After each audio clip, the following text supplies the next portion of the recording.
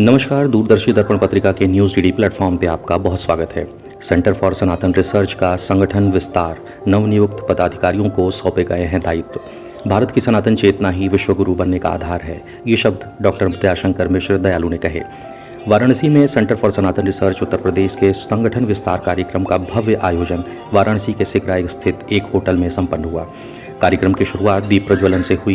इस दौरान मुख्य अतिथि प्रदेश के आयुष, खाद्य सुरक्षा एवं औषधि प्रशासन मंत्री डॉक्टर दयाशंकर मिश्र दयालु एवं पूर्व सांसद डॉक्टर विजय सोनकर शास्त्री, मां विंध्यवासिनी धाम के प्रधान अर्चक अगस्त कुमार द्विवेदी, विशालाक्षी देवी के महंत राजनाथ तिवारी, राष्ट्रीय संयोजक डॉक्टर रमन त्रिपाठी व प्रदेश अध्यक्ष डॉक्टर अभिषेक द्विवेदी गणेश सहित अन्य गणमान्यों ने दीप प्रज्वलित कर कार्यक्रम का शुभारंभ किया। कार्यक्रम का संचालन श्री राम द्विवेदी ने किया। आइए आपको दिखाते हैं क्या कुछ रहा कार्यक्रम के दौरान। सेवा से वैभव, भारत के वैभव पुनर्स्थापित करने के लिए फिर से उस पर शोध कर रही तमाम अपने उन अनछुए विषयों को समय और काल के गर्त में समा गए हैं, उनको दुनिया के सामने और समाज के सामने लाना, अतीत की उन धरोहरों को सहेजना जिनमें हमारे प्राचीन देवीय स्थान है, देवी देवताओं के मंदिर हैं जो समय के साथ बहुत अच्छी स्थिति में नहीं हो, फिर से उनको स्थापित करना, जीर्णोद्धार करना, मंदिरों की चिंता करना, अपने देश की संस्कृति की चिंता करना। तो ये जो सनातन को संरक्षित करने की संस्था है, निश्चित ही अपने काम में दिनों दिन प्रगति करती जा रही है। देश के प्रत्येक कोने में, चाहे वो गुजरात हो, चाहे वो कश्मीर हो, चाहे वो कन्याकुमारी हो, देश के हर राज्य में ऐसे उन स्थानों को चिन्हित करना। काशी में भी बहुत सारे मंदिरों का जीर्णोद्धार कराया है इस संस्था ने। तो अतीत की धरोहरों को सहेजने का काम, वेद पर, पुराणों पर, स्मृतियों पर, श्रुतियों पर, ये जो हमारे प्राचीन ग्रंथ हैं उन सबको सहेजने का काम यह संस्था कर रही है। हृदय की गहराइयों से इस संस्था से जुड़े उन सारे पदाधिकारियों को बधाई देता हूँ। आज संस्था का विस्तार भी था, बहुत सारे पदाधिकारियों ने नई जिम्मेदारियां अपने ऊपर लिया है। मुझे लगता है कि संस्था निश्चित ही भारत को, सनातन को फिर से उस वैभव को ले जाने का के लिए संकल्पित है और अपने काम में निरंतर आगे।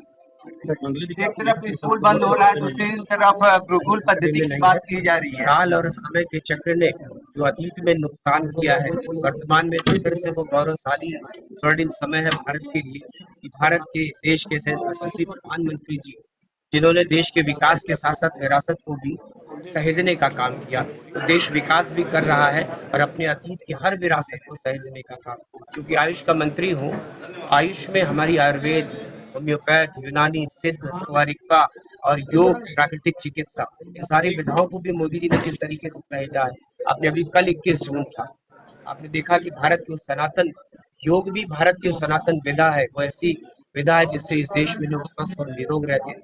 उसको सारे विश्व में संयुक्त राष्ट्र से मान्यता दिलाकर मोदी जी ने आज दुनिया के 180 से ज्यादा देश योग करते हैं, आयुर्वेद से अपनी चिकित्सा कर रहे हैं। भारत के वेदों के प्रति लोगों का लगाव बढ़ा है।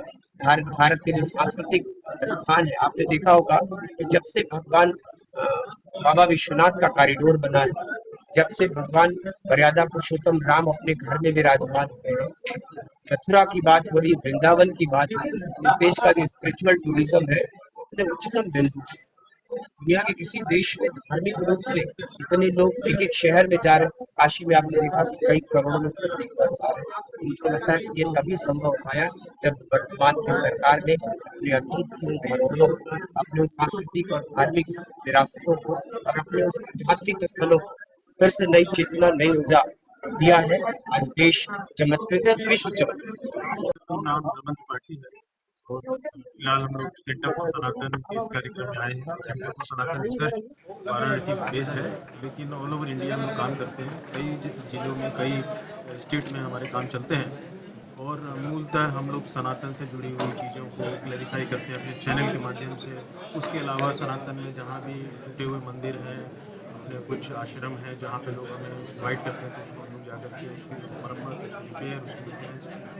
क्या कार्यक्रम था आज? ये आज का कार्यक्रम तो संगठन के इंटरनल कार्यक्रम था। संगठन का विस्तार उत्तर प्रदेश में हो रहा है और प्रदेश अध्यक्ष और तमाम और भी लोग जो पद पे आ रहे हैं। मुख्य पद पे किसको मुख्य नहीं? पद पे हमारे गणेश जी हैं जो यहाँ के उत्तर प्रदेश के अध्यक्ष रहेंगे और हैं और कार्यक्रम को देख रहे हैं। उसके अलावा जो उत्तर प्रदेश के लगभग 30 या 35 जिलों से 5-5 सभी को आज जी, सब लोग जिन लोगों ने अपना नाम दिया है, मनोनीत हुए हैं, उनका सिलेक्शन क्राइटेरिया में आए हैं लोग, तो उनको बुलाया गया है। तो कार्यक्रम के माध्यम से क्या कहना चाहेंगे? कार्यक्रम के माध्यम से हम समाज के सभी वर्ग को, सभी लोगों को जोड़ना चाहते हैं, क्योंकि सनातन ऐसा है जिसने हमेशा विश्व को जोड़ने का काम किया और पीछे के कालखंड में लोग कुछ अलग अलग परिस्थिति में अलग हो गए थे, तो अब सब लोग एक साथ आए, सनातन को विश्व पटल में फिर से एक स्थापित करने का कार्य करेंगे और सब लोग मिल के काम करेंगे।